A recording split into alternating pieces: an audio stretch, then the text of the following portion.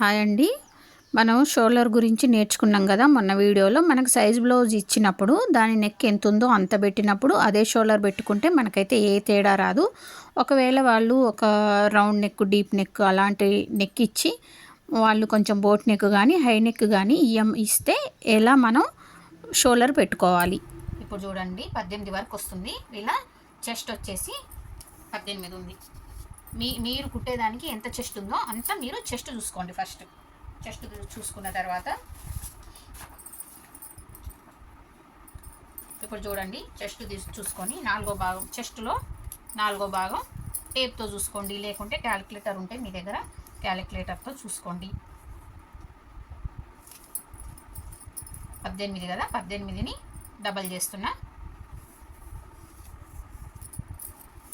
చూడండి 36 వచ్చింది. వీళ్ళ చెస్ట్ వచ్చేసి 36 ఉంది.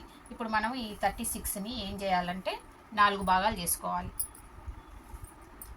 18 అనేది 2 భాగాలు, ఇందులో కూడా సగం 4 భాగాలు చేసుకున్నాం. ఎంత వచ్చింది? 9 వచ్చింది.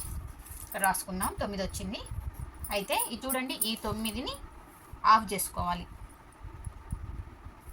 ఆఫ్ చేసుకుంటే ఎంత వచ్చింది? 4.5 వచ్చింది. చూసిరా, ఈ 4.5కి మనం పెట్టే అంటే బోట్ నెక్ కూడా మనం పెట్టే డిజైన్ని బట్టి ఇప్పుడు 2.5 లేదంటే ఒకవేళ బటన్ పెడుతున్నామా, లేకుంటే అక్కడ ఏదన్నా బొందులు కట్టేది నాడల్లాగా కుడుతున్నామా, దాన్ని బట్టి 2.5, 2.35 వరకు మనం కలుపుకోవాలి. ఇప్పుడు నేను దీనికి 2.5 కలుపుతా. చూడండి, ఇప్పుడు 4.5 వచ్చింది కదా, ఇక్కడికి 1, 2 హాఫ్ 7.5 వచ్చింది. దీన్ని డబల్ చేసి పట్టుకుంటే 14.5 వచ్చింది. వీళ్ళ షోల్డర్ వచ్చేసి 14.5. ఇలా మనం క్యాల్కులేట్ చేసుకొని షోల్డర్ని అంచనా వేసి పెట్టుకోవచ్చు. ఎందుకంటే మనకి ఫుల్ షోల్డర్ తెలియనప్పుడు. ఇప్పుడు చూడండి, ఇక్కడ రాస్తున్నాం 14.5. ఇప్పుడు నిన్న మనం ఈ పొడవు పెట్టుకున్నాం. ఇప్పుడు చూడండి, పొడవు పెట్టుకున్నాం.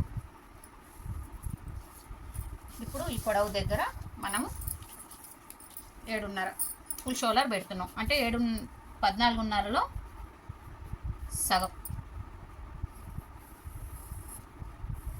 సగం పెడుతున్నాం.